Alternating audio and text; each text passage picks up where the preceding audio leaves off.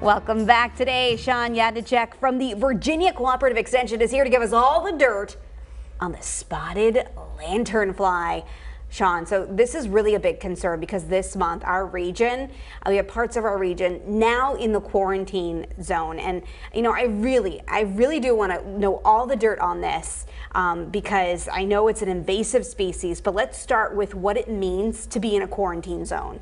Yeah, so if you're in a quarantine zone, that means that you have to be very careful if you move outdoor items outside that quarantine zone. So if you're just, a resident in the quarantine zone and you're bringing things outside of the quarantine zone, like outdoor furniture, grills, mowers, things like that, you're going to need to very carefully inspect those and make sure that they don't have any spotted lanternflies on them before you bring them outside the quarantine zone. And if you're moving goods as part of your business, like if you're an agricultural grower or if you're a moving company, then you actually need to get a permit to be able to move those goods outside of the quarantine zone.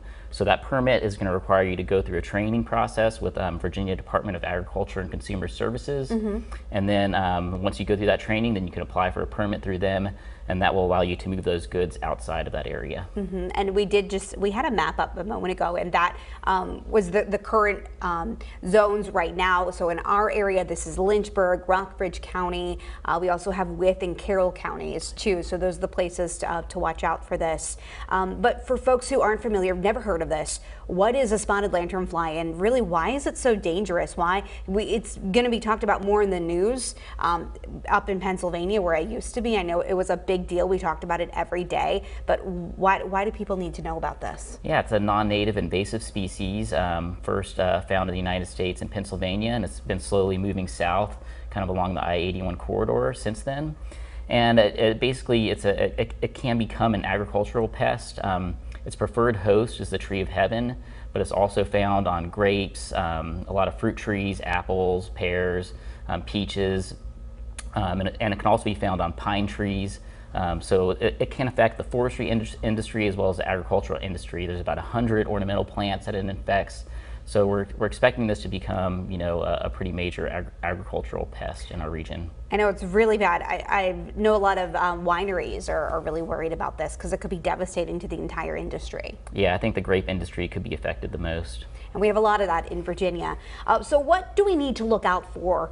And then once we do find something, what do we do if we see it? I mean, maybe we can start with, we have down here, and I know we have some pictures and videos of the life cycle of what a spotted lanternfly looks like.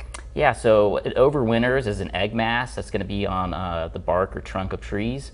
And that egg mass just kind of looks like a splotch of clay that's stuck to the branches.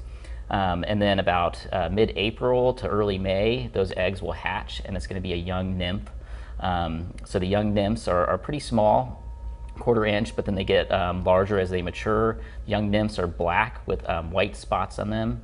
And then as they get older, they develop some red. And then when they're fully mature, they've got the wings, white wings with black spots on them. And if you pull the wings apart, you'll see some red on their hind wings. Wow, so at least they're very noticeable because they're very colorful in a sense. So what happens if you do spot a spotted lanternfly? What do you do?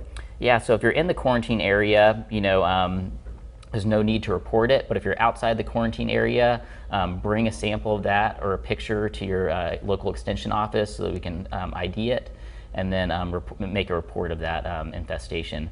So another thing you can look for that helps ID spotted lanternfly is as they feed, they exude a honeydew substance. That honeydew substance can drip down on plants or objects below where they're feeding, and then you'll get a sooty mold growing on that honeydew. So if you see a black mold growing on plants or on objects, investigate that area and see if you can find the spotted lanternfly. Okay, and real quick, if you are in the quarantine zone, you just kill it? Just get rid of it? Yeah, you can kill it.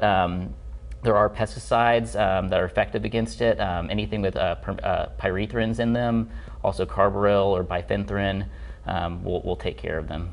All right, Shawn Jadrnicek with the Virginia Cooperative Extension, thank you so much. I know this is a really important topic, how to protect all of our crops and what we have here in nature. All the dirt on the spotted lanternfly. Thank you. Thanks for having me, and thanks for getting the word out. Absolutely. Stick around. There's more WFXR News at noon after the break.